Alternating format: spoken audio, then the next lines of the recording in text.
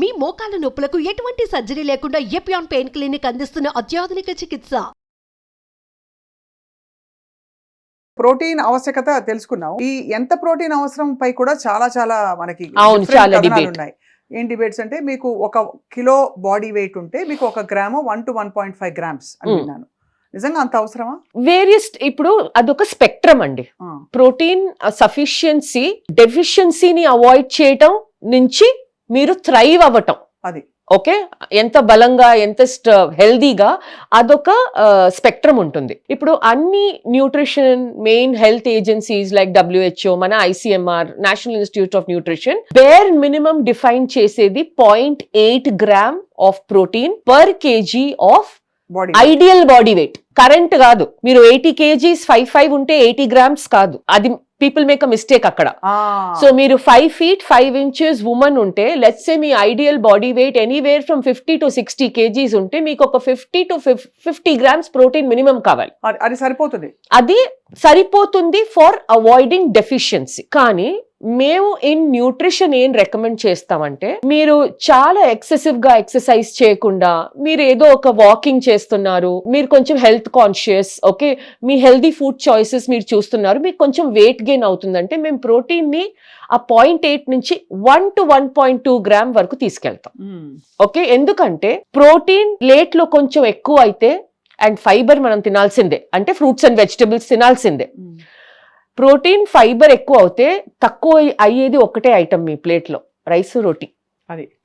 అది తక్కువ అయితే మీ క్యాలరీ కన్జంప్షన్ తప్పకుండా బెటర్ అవుతుంది. నా దాని తర్వాత from 1.2 to 1.8 is the limit అండి. ఈ లిమిట్ మీరు డిసైడ్ చేయొచ్చు depending upon your health and fitness goals. Right, okay. So 1.8 gram protein తర్వాత more protein doesn't necessarily mean more health.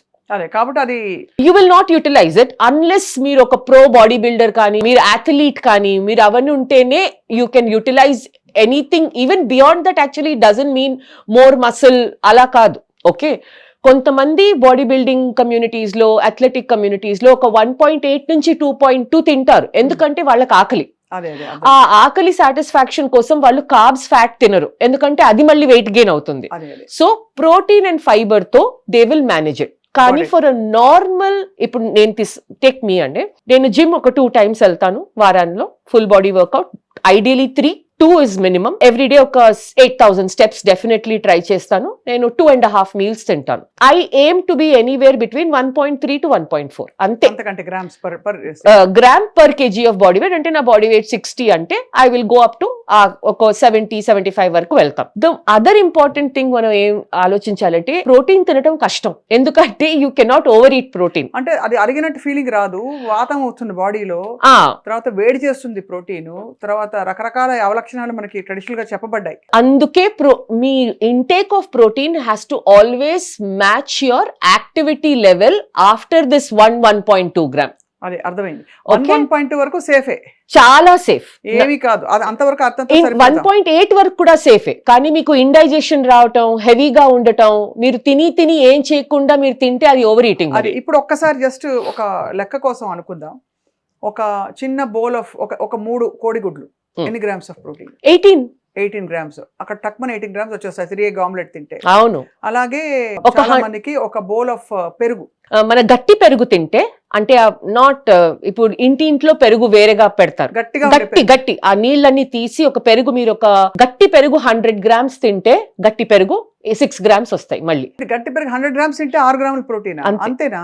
Normal curd 3, ఆ నీళ్లు తీసేసి గట్టి పెరుగు చేస్తే మ్యారినేషన్స్ కన్ని చేస్తాం కదా, అందులో 6 grams. ఓకే.